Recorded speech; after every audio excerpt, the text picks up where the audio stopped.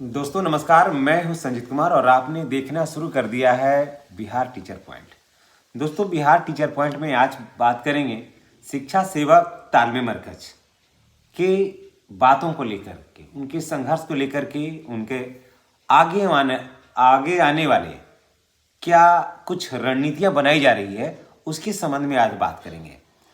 दोस्तों सबसे ज़्यादा अड़चन अगर शिक्षा सेवक तालमेल मरकज के आगे जैसे नियमावली में है, जैसे उनको विद्यालय में जो है सामंजन करने का है, उनको विद्यालय में शिक्षक पद पर समायोजन करने का है, तो यहाँ पर सबसे ज़्यादा कठिनाई हो रहा है शिक्षा सेवकों के नियमावली। जी हाँ दोस्तों, यहाँ शिक्षा सेवकों का नियमावली के संबंध में ज़्यादा है, सबसे ज़्यादा मार्ग में रोड़ा बना हुआ है। मैंने स्थापना के क्लर्क से मैंने पूछा, एक बहुत ही सीनियर क्लर्क हैं, उनसे मैंने पूछा कि शिक्षा सेवक तालमेल मरकज का अगर विद्यालय में समायोजन होता है तो इसके पीछे क्या करना होगा। मैंने ये भी उनको दलील दिया कि अगर 2003-05 वाले शिक्षा मित्र जो 11 महीना की सेवा में आए थे, 11 महीना उनका सेवा था, उसके बाद जब परमानेंट शिक्षक बन जाते हैं और 1500 रुपया का नौकरी कर रहे थे वो लोग, तो फिर 2000 इनका था स्टार्टिंग, फिर ये 60 वर्ष हैं ही ऑलरेडी, तो फिर इनको शिक्षक पद पर समायोजन होने में अड़चनें क्या है, समझ गए।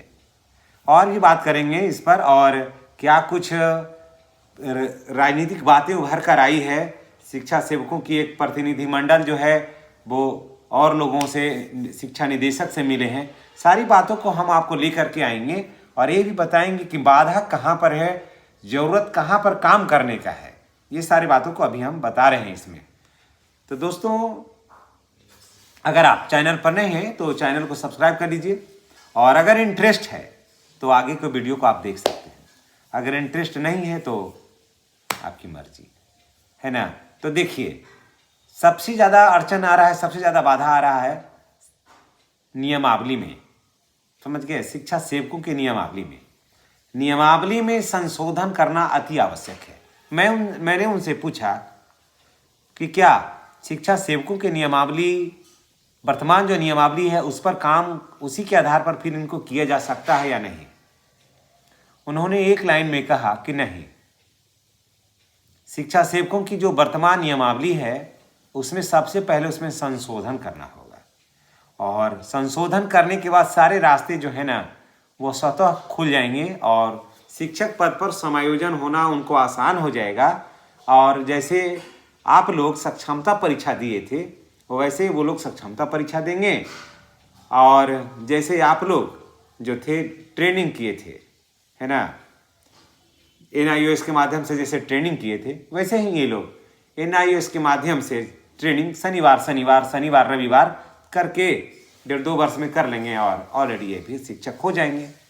बस अनुभव के आधार पर इनको दिया जा सकता है। इनके लिए कोई ज़रूरी नहीं है कि फिर सीटेट वगैरह ही जरूरी है, ऐसा ज़रूरी नहीं है। इनको इस आधार पर लिया जा सकता है, अनुभव के आधार पर ऐसा होता है प्रमोशन के तौर पर। तो दोस्तों सबसे ज़्यादा जरूरी है इसमें नियमावली के संशोधन का, परिवर्तन का। इसी परिप्रेक्ष्य में, इसी बात को लेकर के, इसी तरह की बात को लेकर के, मिलती जुलती बातों को लेकर के कुछ एक बात हुई है जिसमें हम आपको बता दे रहे हैं कि शिक्षा सेवकों की मांग को लेकर के हम पार्टी के राष्ट्रीय कार्यकारी के सदस्य रसीफुल हक के नेतृत्व में प्रतिमंडल ने जन शिक्षा निदेशक अनिल कुमार से मुलाकात की और शिक्षा सेवकों की मांगों को उनके सामने रखा कि सर शिक्षा सेवकों की ये मांग है और ये लंबित मांगे हैं शिक्षक पद पर समायोजन होने का, तो इस पर सर आप कुछ ध्यान दीजिए। निदेशक ने कहा कि तालमेल मरकज और शिक्षा सेवा की मांग गंभीर है, इस पर विचार किया जाएगा, है ना। और उन्होंने कहा कि सरकार उनकी समस्याओं के निराकरण के लिए कटिबद्ध है और हर संभव सरकार प्रयास कर रही है कि शिक्षा सेवक का जो दिनचर्या है, शिक्षा सेवकों का जो लाइफ स्टाइल है वो ऊपर उठे, है ना। प्रतिनिधिमंडल के साथ तालीमी मरकज संघ के कार्यकारी अध्यक्ष मोहम्मद मोहसिन अंसारी, मोहम्मद तारिक अनवर और बहुत सारे और भी शिक्षा सेवक तालीमी मरकज से जुड़े हुए लोग थे जो मुलाकात किए अनिल सर से। तो अनिल सर ने कहा है कि देखिए इसमें कुछ अड़चने हैं। उन्होंने भी नियमावली में की चर्चा वहाँ की है कि नियमावली में कुछ संशोधन अति आवश्यक है। तो जब तक देखिए नियमावली में संशोधन नहीं होता है तब तक ये कहना मुश्किल है। लेकिन सरकार के लिए, हमारे और आपके लिए नहीं, सरकार के लिए नियमावली में संशोधन बहुत बड़ी बात नहीं है। वो एक कमेटी गठन करेगी। जैसे अभी देखिए मैं बता रहा हूँ कि जैसे शिक्षकों के लिए सेवा निरंतरता नहीं था। याद करिए अभी जो नियोजित से विशिष्ट बने उन शिक्षकों को सेवा निरंतरता नहीं था, ठीक है ना। स्नातक ग्रेड में प्रोन्नति नहीं था। ये सब चीज़ों को, मेरी बात को पहले गौर से सुनिए, समझिए। स्नातक ग्रेड में प्रोन्नति नहीं था। स्नातक ग्रेड में प्रोन्नति कब था? जब 8 वर्ष होता तब था। लेकिन देखिए कमेटी गठन हुआ लगभग 2 महीना पहले, ठीक है। उसके बाद चुनाव आया और कमेटी अभी निर्णय दे दिया। और देखिए अभी जितने भी चाहे वो नियोजित शिक्षक को तो कोर्ट ने ऑलरेडी स्नातक ग्रेड में प्रोन्नति के लिए परमिशन दे दिया है। और इनको 9 सदस्यीय कमेटी का जो गठन हुआ, कमेटी ने फैसला दे दिया कि इनको भी होना चाहिए। तो देखिए एक झटके में सरकार, जबकि नियमावली में नहीं है, फिर भी देखिए परिवर्तन हो गया और उनको मिलना स्टार्ट हो जाएगा। उस पर काम शुरू हो गया है। तो सरकार के लिए कोई भी कठिन नहीं है। सरकार को एक कमेटी बनाना होगा। कमेटी बना करके नियमावली में संशोधन करना होगा। इस मुद्दे को दोस्तों हम लोग जोर शोर से उठाएंगे कि इनके लिए भी कमेटी बने और इनकी मांग को भी देखा जाए, समझा जाए, परखा जाए। कारण कि 15 वर्ष से सेवा दे रहे हैं तो इनका भी पारिश्रमिक और पारितोषिक मिलना चाहिए, ताकि इनको भी लगे कि हम भी जिस तन्मयता के साथ, जितना धैर्य के साथ, हिम्मत के साथ विद्यालयों में हम काम कर रहे हैं तो उसका कोई सकारात्मक हल निकलना चाहिए। ऐसा नहीं कि हम ऐसे ही काम कर रहे हैं और उसका कोई सकारात्मक हल नहीं निकल रहा हो। तो इससे क्या होता है ना कि कर्मचारियों का मनोबल जो है ना वो डाउन होता है। लेकिन कर्मचारियों का जब मनोबल डाउनफॉल होगा तो आप वहाँ विद्यालयों में गुणवत्तापूर्ण शिक्षा की बात आप नहीं कर सकते हैं। चाहे वो शिक्षक हो या शिक्षा सेवक हो, दोनों इक्वल है वहाँ, समझ गए। और विद्यालय में जब शिक्षक ट्रेनिंग पर चले जाते हैं या शिक्षक छुट्टी पर चले जाते हैं तो 1-2 क्लास का जो स्थिति होता है 3 तक पूरा दारोमदार हो जाता है शिक्षा सेवकों पर। आज के डेट में भी मैं कहता हूँ और दावे के साथ मैं कहता हूँ कि आज के डेट में भी हो जाता है, समझ गए।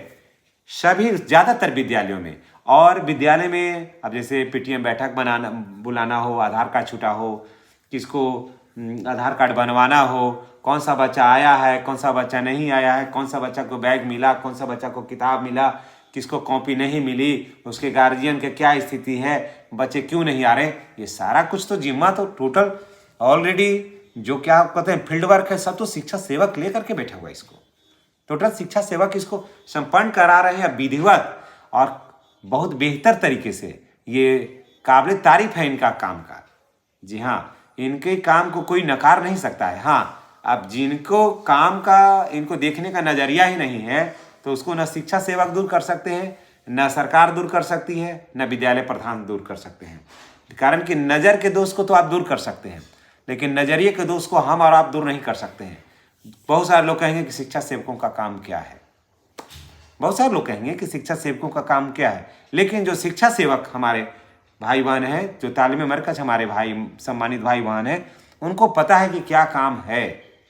ये तो वही समझते हैं, या फिर जो विद्यालय परिवार होता है वो समझता है, दूसरा कौन समझेगा।